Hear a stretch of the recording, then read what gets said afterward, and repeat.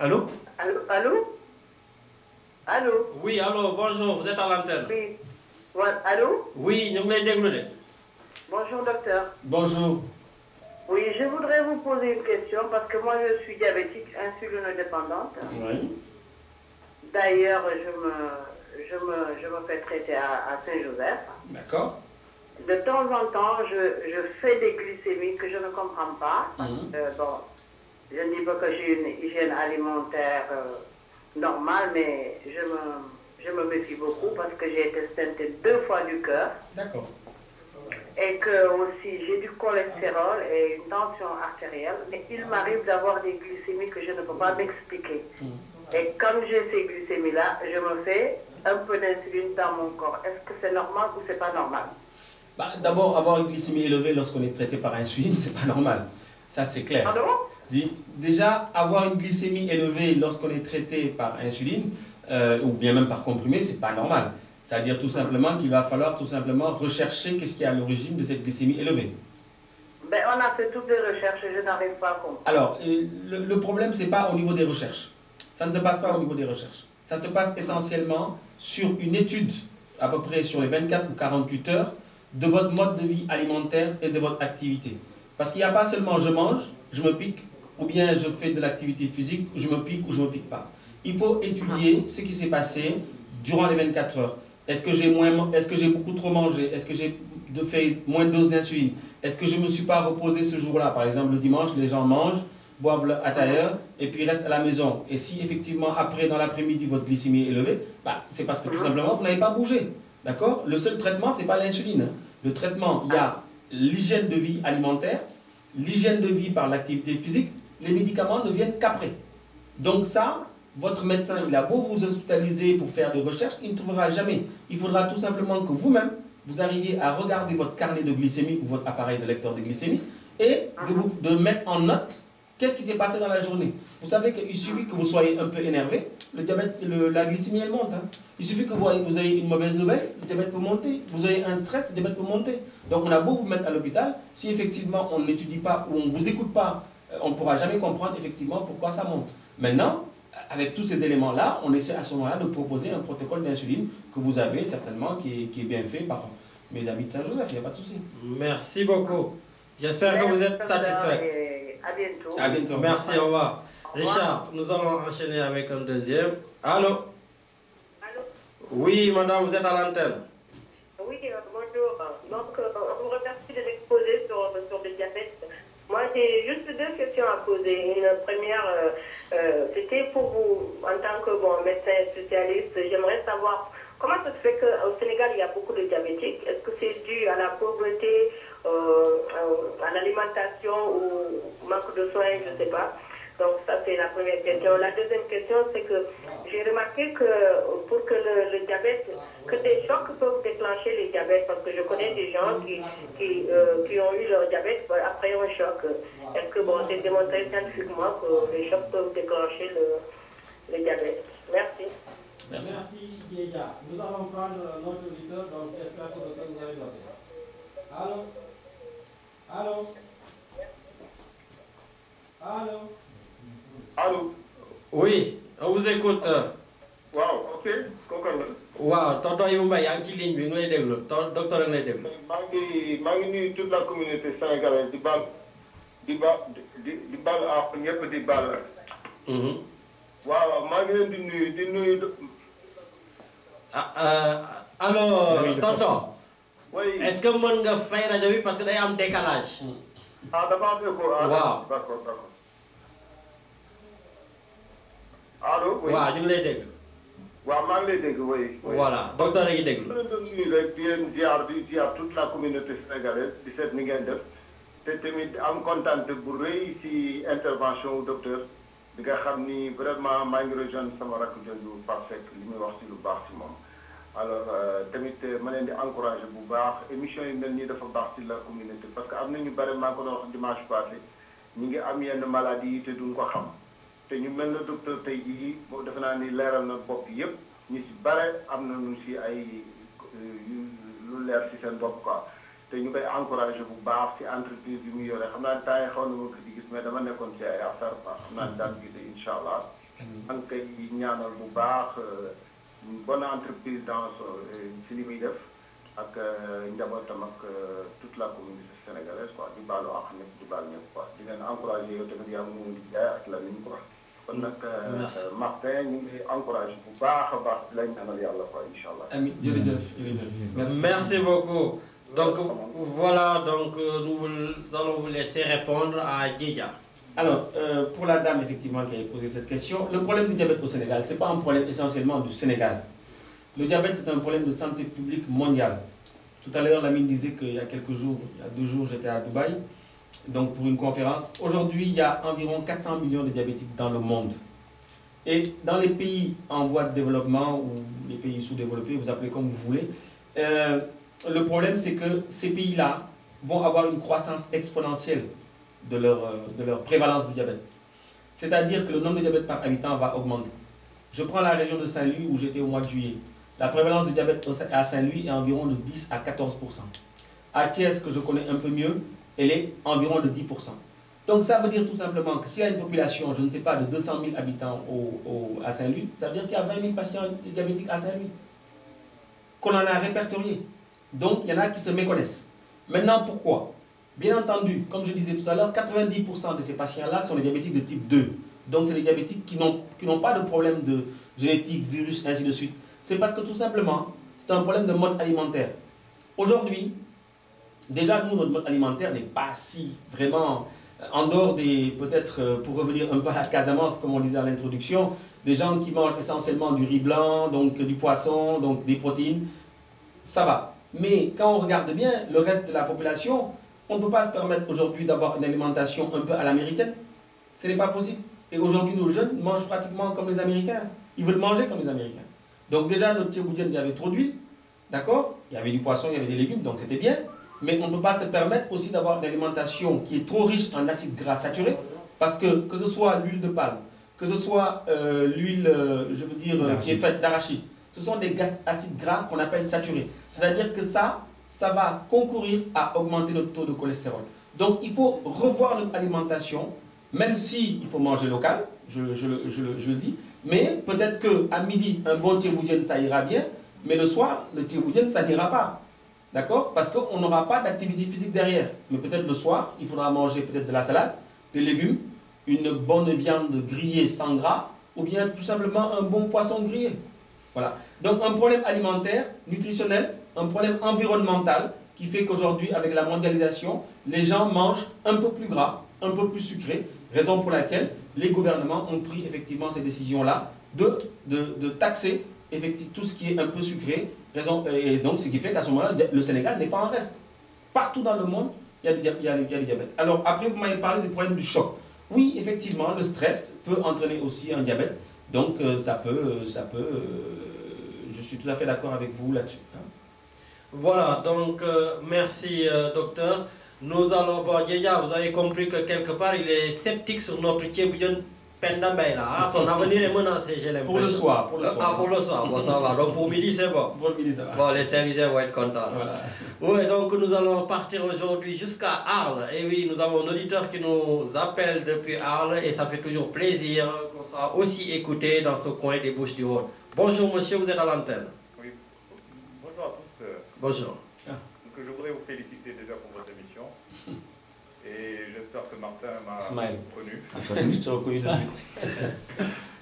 Voilà, en fait, je rebondis sur ce que tu viens de dire là pour le Sénégal. Donc effectivement, c'est un problème donc, de santé publique mondiale. Mais je voulais savoir, est-ce que, puisque j'ai l'impression que tu vas souvent au Sénégal, est-ce qu'ils ont pris conscience de ce problème de santé publique? Est-ce qu'il y a une éducation qui est faite? Parce que manifestement, c'est juste une question d'éducation. Est-ce que les autorités sénégalaises ont pris conscience de ce fléau? Et est-ce qu'il y a des choses qui sont faites?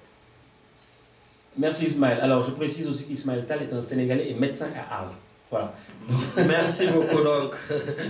Qui m'a précédé à Marseille. Donc ça aussi c'est important de le dire et qui fait déjà un travail très important dans le village de ses parents, dans le Ferlo. Donc Ismaël, effectivement, les autorités sénégalaises ont pris conscience. Mais là où moi je suis un peu sceptique, parce que ce que tu fais toi, dans le village de tes parents, ce que je fais moi à travers le Sénégal, et ce que font d'autres personnes, parce que nous ne sommes pas les seuls deux Sénégalais à faire des choses, j'ai comme l'impression que les autorités sénégalaises se voilent essentiellement la face. Parce que le problème de la prise en charge de la santé publique, c'est un problème de politique. C'est vrai que ça m'amène un peu dans un autre champ que j'aime beaucoup, la politique. Vous serez invité prochainement. Et là-dessus, je ne peux pas accepter que mon pays, qui a conscience, qui a d'éminents professeurs, qui comprennent bien que ce soit des neurologues, des cardiologues, on a un professeur de médecine interne que je connais bien, qui est un de mes grands, et qui, aujourd'hui, font de l'éducation, mais j'ai comme l'impression qu'ils prêchent dans le désert.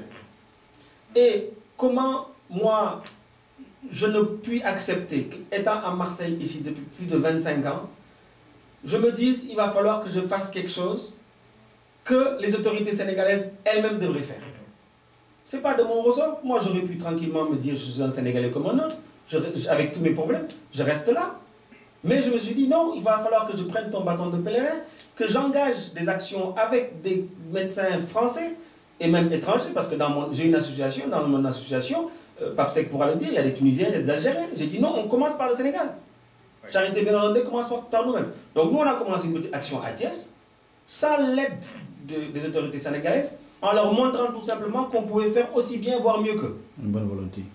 D'accord? Et on est en train de faire maintenant quelque chose pour Saint-Louis. Et si Dieu me prête vie, on va essayer de faire essentiellement comme ça dans tout le Sénégal. Pour faire de l'éducation, pour apporter notre compétence et pour conscientiser des associations de diabétiques qui existent au Sénégal.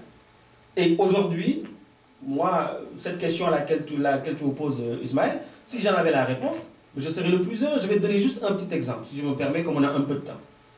J'ai été au Sénégal en décembre 2009 pour la pose de la première pierre de l'Institut du diabète et qu'on appelle Diab Carmen, qui est à Thiès.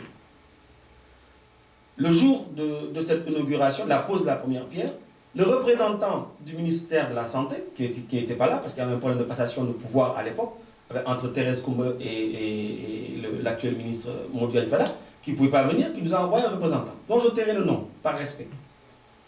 J'ai dit à cette personne, on va créer un centre, de me répertorier, alors qu'il en était capable, de me répertorier le nombre de cases de santé, de dispensaires, d'hôpitaux régionaux et donc des CHU, de me dire essentiellement le nombre de services qu'il y avait, parce que je voulais négocier avec des laboratoires ici pour que les patients diabétiques puissent pouvoir acheter les lecteurs de glycémie qui coûtaient très cher. Aujourd'hui, un lecteur de glycémie, à l'époque, il coûtait environ 75 €. Mais quel patient diabétique peut acheter un lecteur de glycémie à 75 €?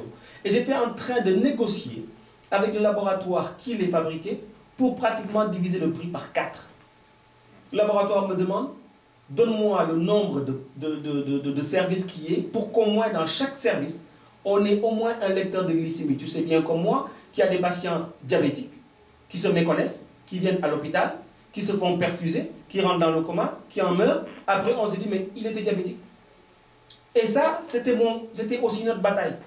J'ai envoyé des mails, j'ai téléphoné à ce mec qui était à l'époque responsable. Il m'a dit, je m'occupe de ça. Mais si s'en est occupé, c'est peut-être toi qui t'en es occupé. Jusqu'à présent, je n'ai aucune réponse. J'ai même écrit au ministre pour ça. D'accord?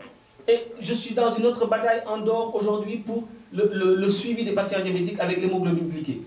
Et ça, je vais démarrer ça avec Saint-Louis pour prouver qu'effectivement, on peut faire quelque chose en court-circuitant le gouvernement. Ils ont d'autres problèmes. Parce que eux, bien entendu, quand ils sont malades, ils viennent ici en France se faire soigner. Tout à fait. Alors que les médecins là-bas, qui sont bien formés, ils leur manquent du matériel. Mais mettons-leur effectivement ce qu'il faut en place, sur place. À partir de ce moment-là, tu crois effectivement aux gens que tu as formés. Comment tu peux former des gens dans des universités et quand tu te soignes, tu viens te soigner ici en France. C'est comme si Sarkozy, aujourd'hui, s'il est malade, il va se soigner aux États-Unis. Ça veut dire qu'il se fout de la gueule des gens, des médecins français. Donc ça, je ne peux pas l'admettre. Donc je fais mon travail comme tu le fais, comme d'autres le font, en silence, en souffrant, alors qu'on devrait pouvoir, aujourd'hui, dans le 21e siècle, le Sénégal, on devrait dépasser ça. Donc pour revenir à ta question, ils en sont conscients, mais peut-être qu'ils n'ont pas cette volonté politique-là. J'espère que le prochain ministre de la Santé, peut-être qu'il m'entend, j'espère qu'à ce moment-là, il se dira qu'il va falloir qu'on prenne en charge le problème de santé publique, le diabète, l'hypertension artérielle, le cholestérol, l'accident vasculaire cérébral. Et quand on regarde bien, tu le sais bien comme moi, tu es médecin, toutes ces pathologies ont des connexions. Donc partant de là, commençons par le commencement. Et c'est simple, avec de la générosité et de la bonne volonté. Merci beaucoup, merci monsieur Ismaël et nos hommages aux Arlésiens. Merci à vous. Merci beaucoup, bon après-midi. Voilà, ben écoutez, on va rester peut-être encore 10 minutes, docteur. C'est comme moi, comme une heure. Voilà, ben écoutez, on va rester encore 10 minutes. Donc, les retardataires, vous pouvez toujours donc, nous appeler. Nous sommes avec le docteur Martin Carvalho à l'antenne. Et en attendant donc qu'il nous appelle, je vais vous poser donc moi une question. Ah, il y a quelqu'un, donc on va le prendre directement à l'antenne. Allô? Bonjour, vous êtes à l'antenne. À l'appareil. Monsieur Wahab Diop, vous êtes à l'antenne, oui. Merci. Ñu ngi lay déglu. Ça va. Voilà, te Wahab soo mënee wàññi sa rajo boobu parce qu'il y a un décalage. Ah ok, c'est bon. Là c'est bon. Voilà, ñu ngi lay dégg. Voilà, donc bonjour à Martin. Bonjour Wahab. Bonjour à... Bàyyi rajo bi. Je l'ai carrément éteint là. Ah, ça va. Ñu ngi lay déglu de. Allô? Oui, allô? Oui, on vous écoute, Wahab. Voilà, c'est bon là, hein? Oui, c'est très bon. Voilà. Bonjour Martin, c'est Wahab à l'appareil. Oui. Voilà, bonjour à la mine. Bonjour. Ça. Bonjour. Bonjour Wahab. Tout d'abord, je voulais juste faire une petite précision concernant l'exposé très brillant que tu as fait concernant Martin. Je tenais à ajouter que tu as oublié de dire que politiquement, il s'était carrément investi au niveau de Marseille lors des dernières élections cantonales. Tout à fait. Voilà, et bon, il l'a fait, il a posé sur lui, et c'est un peu pour la communauté sénégalaise. Voilà, je voulais juste poser deux questions au docteur Martin Carvalho concernant le diabète chez l'enfant. Voilà, c'était pour savoir s'il y a des signes cliniques pour le dépistage de ce diabète, et si au niveau scolaire, il y a un suivi pour les enfants.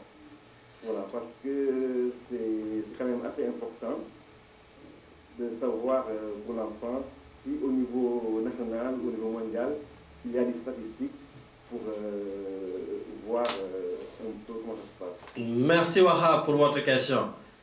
Voilà, merci beaucoup. Donc avant de répondre, je vais rectifier bien sûr par rapport à ce qu'il vient de dire. Effectivement, le docteur Carvalho était donc investi aux élections cantonales, il me semble dans le 12e ou 11e.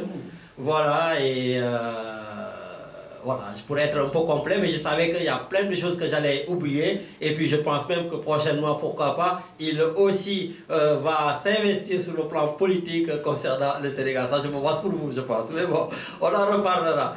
Donc, par rapport justement donc, voilà, aux questions de Wahab, je vous laisse répondre. Voilà, le diabète de l'enfant, Wahab, je te remercie pour ta question. Le diabète de l'enfant est une chose très préoccupante sur le plan mondial, hein, parce que d'habitude, c'est dommage quand effectivement les enfants sont diabétiques. Bon, mais qu'est-ce que tu veux, c'est comme ça, comme je l'ai expliqué tout à l'heure. C'est les diabétiques de type 1 le plus souvent. Les signes cliniques, c'est les signes que je disais tout à l'heure, donc la fatigue. Un enfant qui pleure essentiellement pour rien quand il est en bas âge, qui a des mauvais résultats scolaires, c'est pas de sa faute, qui s'endort facilement, qui a un caractère irritable, qui maigrit, qui boit beaucoup, qui pisse beaucoup. Donc ça, ce sont des signes effectivement qui peuvent nous amener à penser que l'enfant est diabétique.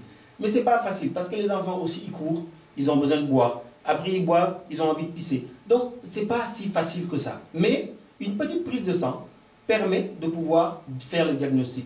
Qui plus est, si l'enfant, en plus dans sa famille, a des parents ou des grands-parents ou des tantes qui sont diabétiques. Mais quelquefois, il faut bien un début à tout. Quelquefois, on peut ne rien avoir dans la famille et ça tombe sur, bien entendu, cet enfant-là. Il faut bien qu'il y ait un début à tout et ça peut effectivement être lui qui est le seul diabétique dans la famille.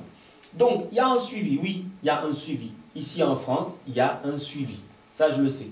Au Sénégal, je ne peux pas m'avancer. J'avais donné une mission à un pédiatre à Thiès pour lui demander de me faire un travail à ce niveau-là. Malheureusement, je ne peux pas tout faire en même temps. Et j'avais comme projet, je l'ai toujours comme projet, d'associer l'association des jeunes diabétiques en France pour les mettre en contact avec le centre que j'ai créé donc là-bas à Thiès pour qu'on puisse organiser des colonies de vacances sur la petite côte avec des enfants français pour que les enfants sénégalais puissent être pris en charge au niveau du diabète et qu'on puisse voir un peu et leur expliquer comment prendre en charge effectivement leur diabète. Donc ça, c'est un projet aussi que j'ai en tête, mais comme tu sais, j'ai beaucoup de choses dans ma tête et après, il faut bien, comme on dit au damier, il faut pousser un pion après un pion, stratégiquement pour arriver à monter tout le puzzle. Donc, c'est un sujet qui est très important. Sur le plan mondial, rassure-toi, c'est fait. Sur le plan en France, c'est fait aussi. Sur le plan local, j'ai de grands doutes parce que je n'ai aucune réponse à ce niveau-là sur le suivi scolaire des enfants diabétiques au Sénégal. Voilà, donc merci docteur. Donc il nous reste 5 minutes. 5 minutes, donc je demande au retardataire, il reste 5 minutes pour finir cette émission. Nous avons largement débordé. Et puis les Cap-Verdiens, ne vous inquiétez pas, en partant on vous laissera une belle sélection de Funana, de Zouk et tout ce qui s'ensuit. Voilà, il y a mon chef qui vient de me dire à l'oreille, tu as oublié de prendre les coordonnées du docteur Ismaël. Parce que lui aussi, on aimerait savoir aussi dans quel domaine il est pour voir. Donc monsieur Ismaël, donc de Arles, vous êtes officiellement invité donc ici à l'antenne pour aussi parler de votre spécialité. Voilà, donc docteur Carvalho, peut-être une dernière question pour moi, parce que j'ai entendu un jour un éminent docteur endocrinologue à Marseille, un certain docteur Carvalho, dire que, n'oubliez pas, pour les enfants, cachez les oreilles des enfants, il va falloir aussi avoir une activité sexuelle active pour les diabétiques, c'est bien. Et de notre côté, je sais que aussi le diabète crée une panne sexuelle. Donc, comment on peut dégoupiller tout ça? C'est vrai, Lamine. C'est-à-dire que quand tu m'as entendu parler de ça, c'était essentiellement pour dire que dans l'activité physique, en dehors de l'activité physique classique, marcher, courir, faire des courses, l'activité physique, l'activité sexuelle, qui était aux environs de 250 calories, pouvait être comptabilisée comme calories dans l'activité physique générale. Alors, c'est important, je pense que là-dessus, les hommes ne me diront pas le contraire, les femmes seront peut-être moins contentes. Je pense qu'une activité sexuelle normale chez un patient diabétique, et je veux dire, il n'y a pas de raison, c'est comme chez tout être humain, quoi. C'est un problème physiologique, hein, c'est pas un problème de dépravation, mais c'est un problème tout simplement physiologique, c'est hormonal, et on a besoin effectivement de satisfaire avec sa compagne ou l'être aimé, effectivement, ce geste qui est un geste intime et profond et qui est un geste d'amour.